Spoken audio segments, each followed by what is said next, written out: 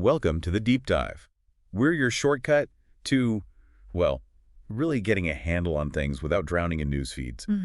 Today, we are plunging into a fresh stack of sources. We're pulling out the key insights from the last 10 hours or so of July 31st, 2025. That's right. Our mission, cut through all that noise, maybe find some surprising facts, and just give you the takeaways that actually matter from the big global stories. And it's not just what happened. We really want to explore why it's important, how these different events seemingly scattered across the globe actually connect. Right. And for this deep dive, you've given us a great mix. We've got Reuters, The Guardian, some more specialized reports too, so lots to work with. Okay, let's get into it then.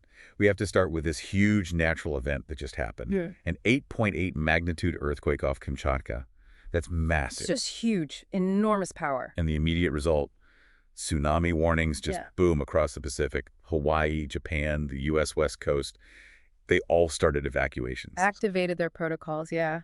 But what's really striking here is what didn't happen. Exactly. The critical outcome, 0 casualties reported, despite an 8.8 quake. Wow. It's pretty incredible. And it's not just luck, right? This really highlights how far global disaster preparedness has come. So the systems worked. They really did. Swift warnings, coordinated responses. They prevented loss of life on a scale that honestly might have been unthinkable even a decade ago. It's a significant step forward. A powerful blueprint, maybe, for other places too. Could be. Definitely something positive there. Okay, so from the earth literally shaking, let's pivot to the global economy. Because the ground seems a bit shaky there too, metaphorically speaking. We're seeing some really mixed signals. Definitely mixed, yeah. Let's start in Europe. Germany's labor market. Unemployment actually ticked up in July, but, and this is interesting, less than analysts expected. Right. A little bit of unexpected, maybe resilience. Perhaps. What does that tell us, though, when we look wider? Well, connecting that outwards, global markets are definitely turbulent, no question. Asian equities, for instance, took a sharp dive. Why was that? Mostly weak data coming out of China. And then you've got copper prices. They've fallen nearly 20%. 20%? That's a big drop for copper. It is. Copper is often seen as, a bellwether for the global economy. So a drop like that, it raises concerns about industrial demand worldwide. Right. And on top of that, you have investors clearly getting nervous about potential tariff shocks, particularly coming from U.S. trade policies. Right, which we'll get to. But here's the twist, isn't it? Despite all those global jitters, the story in the U.S. market seems quite different. It really does. It's a fascinating contrast. The bears, the ones betting on a downturn, they've kind of flipped their stance, apparently. They have. The U.S. dollar and U.S. stocks have actually rebounded pretty strongly. Strong earnings, good economic data, pushed the dollar to its first monthly gain all year in 2025. Yeah, first gain of the year. So you've got this global unease, but then this pocket of, well, apparent strength in the U.S. So how do we square that? What's driving investor thinking? Well, that's the million-dollar question, isn't it? And if you look closely at investor behavior, it gets even more interesting. Global gold demand, it rose 3% in the second quarter. Gold. Okay, so safe haven seeking. Exactly. But more than just caution, investment demand for gold specifically surged, up 78% compared to last year. 78%, wow. Yeah. Massive jump. And this happened even while demand from central banks and for jewelry actually dipped a bit. So investors are piling into gold, even as other buyers pull back slightly. Right. It suggests, a significant chunk of investors, maybe the more sophisticated ones, are hedging their bets. They're flocking to safety, perhaps not fully buying into this U.S. rebound story as like a long-term global fix. Maybe seeing it as temporary, or worried about something deeper. Could be either. It certainly signals a deep undercurrent of caution, maybe even skepticism, about where things are truly headed globally. That caution makes sense when you look at the geopolitical chessboard. Things feel tense. They do. Very tense. Let's talk trade tensions.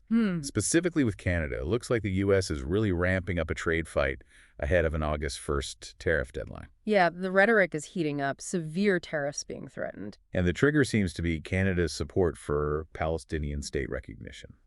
That appears to be the main sticking point cited, yes. It definitely complicates negotiations with a really key neighbor and ally. A key partner, absolutely. And this isn't happening in a vacuum, is it?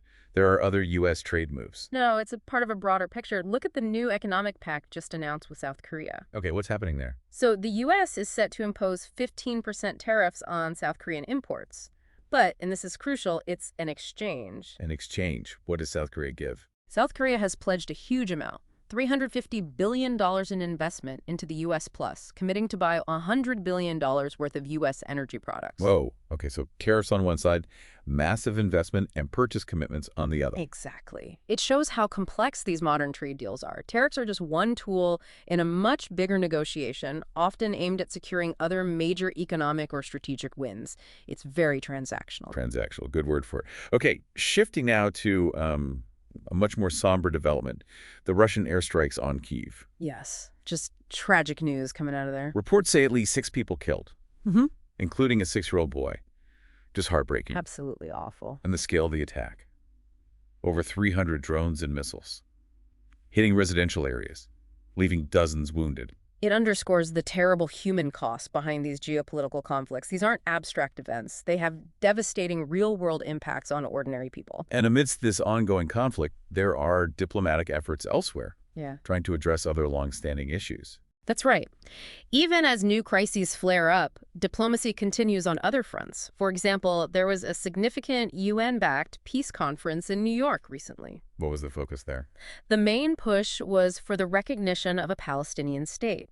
World leaders gathered trying to advance what's called two-state diplomacy. Meaning an independent Palestine alongside Israel? Correct. Trying to find a path forward in that incredibly complex and long-running conflict. It shows the international community, or parts of it anyway, still trying to engage on these really tough geopolitical challenges. Okay. And one more significant international gathering, the BRICS summit. That just wrapped up in Rio, right? Yes, it did. Brazil, Russia, India, China, South Africa, and of course the newer members too. It really does feel like that bloc, the Global South focus, is gaining more weight on the world stage. It certainly seems that way, and their focus at this summit was quite revealing, I think. What were they concentrating on? Key themes were climate resilience, governance around artificial intelligence, AI, and economic reform. This was all under Brazil's presidency this time. Climate, AI, economy. Big topics. Huge. And it's not just about, stating positions. It looks like a strategic effort to actually shape the rules for the global digital sphere and the green transition, potentially offering alternatives to existing, maybe Western-led approaches. So asserting more influence on how these crucial global systems develop. Exactly. Showing a unified front, pushing for more agency and setting international norms and policies. It's definitely a block to watch closely. So let's try and pull this all together then. We've covered a lot of ground in, the last 10 hours of news? Yeah, huge amount. Yeah. We started with that massive earthquake, but saw this incredible story of global preparedness actually working. 0 casualties. Really remarkable. Then we dove into the economy. Those mixed signals, German resilience, global jitters with falling copper, worried investors flocking to gold, but then the U.S. market pushing back strongly. A really complex picture there. And then the geopolitical layer. Escalating trade tensions with Canada, that intricate deal with South Korea, the tragic attacks on Kyiv, diplomatic moves on Palestine, and the BRICS summit asserting its influence. It really highlights how interconnected everything is, doesn't it? Trade policy affects market sentiment, conflicts drive diplomatic efforts, even natural disasters test global systems. Absolutely. And maybe a sense of resilience, too, in unexpected places, despite all the turbulence. That's a good point. And perhaps a final thought for you, the listener, as you try to make sense of this constant flow of information, which can feel overwhelming. Yeah. Just reflect on how quickly things can change and how often the surface story, like a strong U.S. market, might mask deeper currents, like that surge into gold. Understanding those underlying drivers, the economic pressures, the strategic goals, the human responses, that's really key. So maybe ask yourself, which of these threads we talked about today do you think will pull hardest on the future? What's the event or trend that will really shape what comes next? Something to definitely keep thinking about.